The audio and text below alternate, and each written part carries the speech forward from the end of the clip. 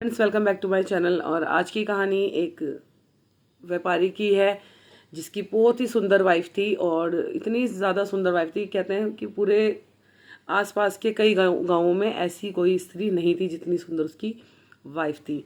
तो एक बार की बात है, उनके मोहल्ले में एक पर्सन आया रहने के लिए। तो जैसे उसकी नज़र उस पर पड़ी, वो उसको बिल्कुल उस पर लट्टू हो गया कि हाँ भाई, इतनी सुंदर मतलब स्त्री है, इसे तो मेरी पत्नी होना चाहिए, क्योंकि वो कुंवारा था। तो अब ये चीज़ उसके अंदर आ गया। फिर उसने उसको हासिल करने के ना जाने कितनी तिकड़मबाजी करी, बट कोई फ़ायदा नहीं हुआ, क्योंकि जो औरत थी वो काफ़ी समझदार और पतिव्रता थी, बहुत ही ज़्यादा मतलब बुद्धिमान थी। तो उसने क्या करा कि उसने जब उसको कोई भी सफलता नहीं मिली उस स्त्री को पाने में, तो उसने क्या करा, उसके पति से, जो व्यापारी था, उससे दोस्ती बनाई। अब उससे दोस्ती ऐसी बना ली, इतनी गहरी दोस्ती कर ली कि जो उसका पति था सुंदर स्त्री का, उससे हर चीज़ शेयर करने लगा, हर बात उसे बताने लगा।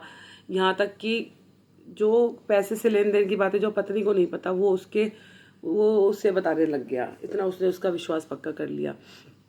तो थोड़े समय बाद क्या होता है, जो वो व्यापारी होता है, व्यापारी की आंखों की रोशनी धीरे धीरे कम होने लग जाती है किसी बीमारी के कारण। अब वो उसको ये चिंता हो जाती है कि भैया मेरे बाद मतलब मेरी आंखें चली जाएंगी, फिर मतलब घर कौन संभालेगा, कैसे संभालेगा। तो उसने ऐसा विचार करके उसी दोस्त को बुलाया, उससे बात करी कि भाई अब बताओ मैं क्या करूं क्या ना करूं। तो उसने बोला ऐसा करो, तुम्हें जिस पे सबसे ज़्यादा विश्वास हो ना, तुम उससे थोड़ा अपना धन दे दो जो तुम्हारे बुरे समय में काम आ सकेगा। तो उसने बोला मेरे मेरे जीवन में तो तुम्हारे सिवा ऐसा कोई दोस्त नहीं है जिस पे मैं आंख बंद करके विश्वास कर सकता हूँ। और क्योंकि उसने उस पर पूरा जादू कर रखा था, अपनी दोस्ती का, अपनी ईमानदारी का, झूठ दिखावे का। तो वो उसका असली रूप नहीं जानता था, व्यापारी अपने दोस्त का, सज्जन नाम था उसका, तो उसका असली रूप नहीं जानता था। तो क्या करा उसने, 5,000 सोने की अशर्फियाँ उसके पास रखवा दी कि आने वाले समय में अगर मुझे कभी भी पैसे की ज़रूरत पड़ेगी तो मैं तुमसे ले लूँगा। अब क्या था, उसकी आंखें चली गई जो व्यापारी था। अब वो परेशान हो गए, क्योंकि जो जुड़ाया घर में धन था वो सब उसकी बीमारी में लग गया और घर खर्च में लग गया। अब उसके पास कोई पैसा नहीं था। तो उसने अपनी बीवी को अपने पास बुला के बोला कि मेरा जो दोस्त है सज्जन, मैंने उसे 5,000 अशर्फियाँ दी हुई है, लेकिन इस बात का किसी को नहीं पता था, किसी के सामने नहीं दी, कोई लिखा पढ़ी नहीं हुई। तो तुम उससे जाकर पैसा ले आओ। तो वो गई, मैं आपको शॉर्ट में सुनाऊंगी कहानी। तो वो उसके पास गई। उसने पहले तो उसको ऑफर किया कि भाई तुम मेरी पत्नी बन जाओ, उसको छोड़ दो और मैं तुम्हें जो तुम मांगोगे तो मैं सब दे दूंगा। तो उसने उसको डांट दिया, धमका दिया। फिर उसने उस औरत ने, सुंदर स्त्री ने उसको डांटा, रूपवती ने। तो उसको मतलब बहुत रूपवान थी वो। तो उसने उसको जैसे डांटा, तो उसने क्या करा, उसको धमका दिया कि जा जा अपने अंधे पति के पास ही जा, मेरे पास कोई पैसा नहीं है, ऐसे ऐसे उसको कह के डांट दिया।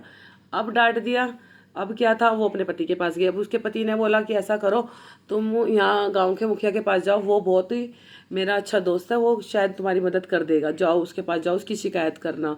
वो गई, उसको बोला, और वो मुखिया भी उसके रूप में मोहित हो गया। और उसने उसको बोला कि भाई तुम उस अंधे को छोड़ो, तुम उस सज्जन को छोड़ो, तुम मेरे साथ आओ, मेरे घर में रहो, और मैं तुम्हें जो तुम मांगोगी वो तुम्हें मैं दूंगा।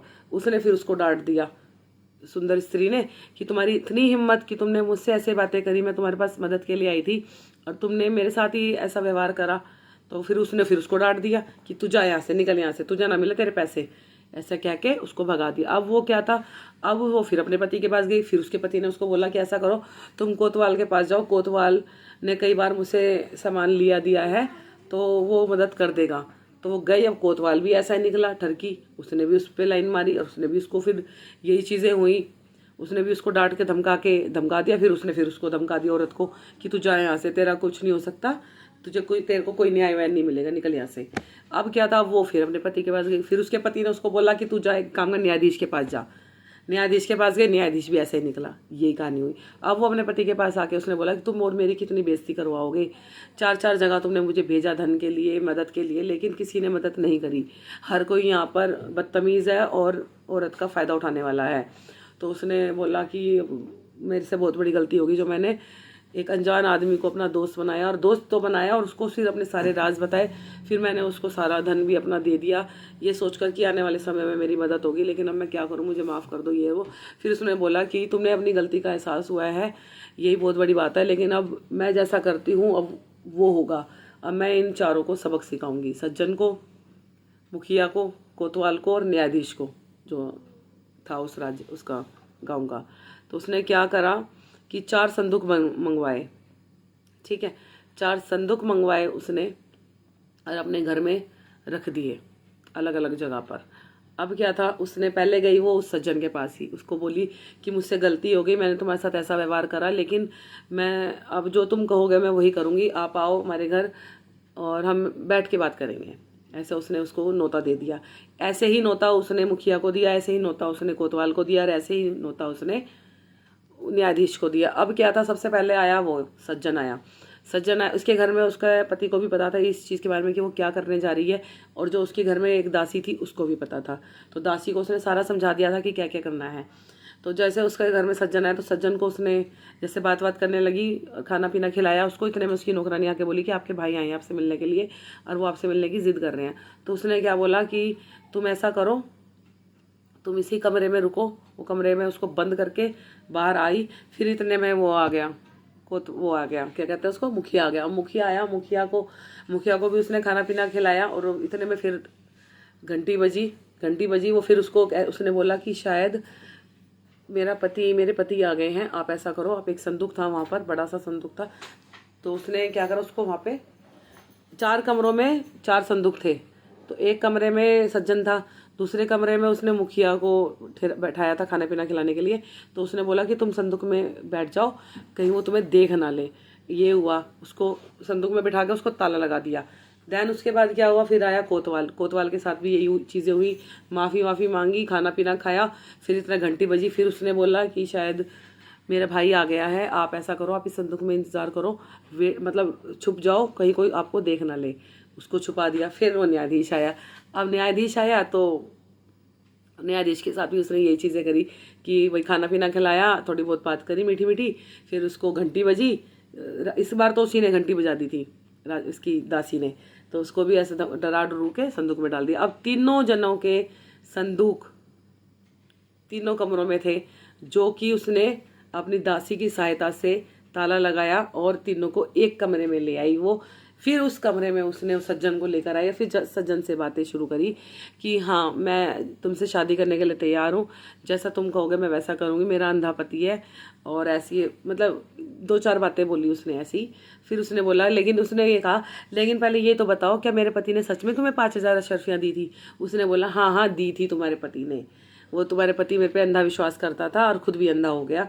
उसने मुझे दिए थे 5,000 अशर्फियाँ, लेकिन तुम मुझसे शादी कर लो, मैं तुम्हें 5 क्या, मैं तुम्हें 10,000 अशर्फियाँ दे दूंगा और जो भी सब कुछ मेरा है वो सब कुछ तुम्हारा हो जाएगा, बस एक बार तुम मेरी बन जाओ। अब ये चीज़ें हो गई। तो अब ये सारी बातें वो सुन रही थी। वो सुन रहे थे तीनों जने जो संदूक में बंद थे, लेकिन वो कुछ बोल नहीं रहे थे क्योंकि उनको ये था कि कोई बाहर है तो चुप रहना है।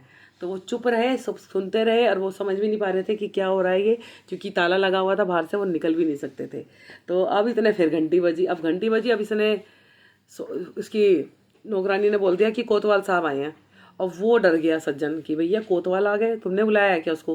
कह रही नहीं, मैंने नहीं बुलाया, वो मेरे पति के दोस्त है, क्या पता किसी काम से आए हो। आप ऐसा करो, जल्दी से संदूक में छुप जाओ। चौथा संदूक था जो, उसमें उसको छुपाया, ताला लगाया और भैया वो अपने पति और अपनी दासी के साथ गई राजमहल में।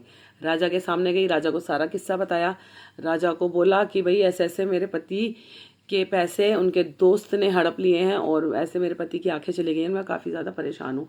तो अब क्या था कि भाई कि बताओ कहाँ पे मिलेगा सज्जन। तो उसने अपनी दासी के हाथों उसको खुलवा दिया था, सज्जन को खुलवा दिया था। बाकी 3 संदूक तो बंद थे। तो वो उसको लेके गई। फिर उसके सैनिक उसको सज्जन को पकड़ के लाए। अब सज्जन को पकड़ के लाया तो सज्जन कह रहा, इसने मेरे साथ धोखा करा, इसने मेरे साथ छल करा है, इसने मुझे धोखे से घर पे बुलाया और मुझसे मीठी मीठी बातें करके मुझे फुसलाने की कोशिश करी है। तो उसने बोला, तुम ये बताओ, तुमने इससे पैसे लिए या नहीं लिए इसके पति से? उसने बोला, मैंने नहीं लिए। तो इसने बोला, महाराज मेरे पास, फिर महाराज ने उससे बोला कि तुम्हारे पास कुछ गवाह है, कोई सबूत है कि भाई इसने तुमसे पैसे लिए हैं, तुम्हारे पति से पैसे लिए? उन्होंने कहा, हाँ महाराज है। आप अपने घोड़े की पालकी को भेजे और मेरे घर में जो 3 कमरे, एक कमरे में 3 संदूक रखे, आप उन्हें मंगवाए। तो अब भैया वो उसको भी नहीं पता था कि संदूकों में क्या है क्या नहीं है। वो साफ मना कर रहा था कि नहीं, मैंने इसके पति ने मुझे कोई पैसे नहीं दिया, ना ही मैंने इसके पति से कोई पैसे लिए हैं। संदूक आए तो संदूकों से बोली वो कि संदूकों बताओ, तुम्हारे सामने इसने कहा था ना, इसने अपना गुनाह कबूल किया था कि हाँ इसने मेरे पति से पैसे लिए हैं और इसने मेरे पति के साथ छल किया है और मेरे साथ भी बदतमीजी करी है। तो वो नहीं बोल रहे थे कुछ भी तीनों, क्योंकि तीनों में एक मुखिया और एक कोतवाल और एक न्यायाधीश था। तो उसने बोला कि ये तो कुछ नहीं बोल रहे हैं। तो उसने बोला महाराज ये बोलेंगे, आप थोड़ी सूखी घास और अग्नि मंगाए। तो भैया सैनिक लाए अग्नि, तीनों संदूक राजमहल में थे, तीनों संदूकों में के ऊपर घास फूस फैलाई और उनमें आग लगाई। जैसे ही थोड़ी सी तपन अंदर की तरफ पहुंची तो वो सब तीनों तिलमिला उठे। फिर खोला संदूक, तीनों में संदूकों में से एक में से निकला कोतवाल, दूसरे में मुखिया और तीसरे में न्यायाधीश। और तीनों से पूछा गया कि क्या है ये माजरा। बताया उन्होंने कि हाँ महाराज, हमने सुना है कि ये इसने ही इसके पति से पैसे लिए थे और अब ये उसको नहीं दे रहा था। तो फिर महाराजा को सारी चीज़ें समझ आई। फिर उन्होंने बोला कि तुम तीनों इस संदूक में क्या कर रहे हो। अब क्या था, अब तो सारी बातें सामने आनी थी। फिर उसने बताया कि बहन, बच्ची, बेटी, आप बताओ क्या बात है। तो उसने बताया महाराज बात ऐसे है कि मेरे पति के इसने पैसे खा लिए थे सज्जन ने, तो मैं इनके पास मदद के लिए गई थी, लेकिन इन्होंने ही मेरे साथ गलत बदतमीजी करी और मेरा फ़ायदा उठाने की कोशिश करी, जबकि मैं अपने पति के प्रति पूरी तरह से निष्ठावान हूँ, समर्पित हूँ। और इस चीज़ का इन्होंने बहुत ज़्यादा गलत फ़ायदा उठाया और मेरी कोई मदद नहीं करी। इसने तो छल किया ही किया, लेकिन इन तीनों ने मुझे कोई न्याय नहीं दिलाया। इंसान के पास अगर कोई तकलीफ़ है, कोई दुख है, तो आपसे पहले तो इनका फ़र्ज़ बनता है ना कि ये उसकी समस्याओं का हल निकालें, लेकिन ये खुद ही इतने ज़्यादा भ्रष्ट हैं कि ये क्या किसी की मदद करेंगे। तो राजा ने उन तीनों को दंड दिया और कठोर दंड उसको सज्जन को दिया जिसने इतना बड़ा छल किया। तो राजा ने उसको उसका सारा धन वापस दिलवाया। Thank you so much, keep watching my thoughts and my videos. कहानी है, थोड़ा कहानी के हिसाब से ही सुनाई जाती है। अब ज़्यादा अभी जल्दबाजी में करके नहीं सुना सकते क्योंकि फिर उसका कॉन्सेप्ट ख़त्म हो जाता है कहानी का। Thank you so much. फिर भी मैंने बहुत ज़्यादा चीज़ें स्किप कर दी हैं। जय श्री राम।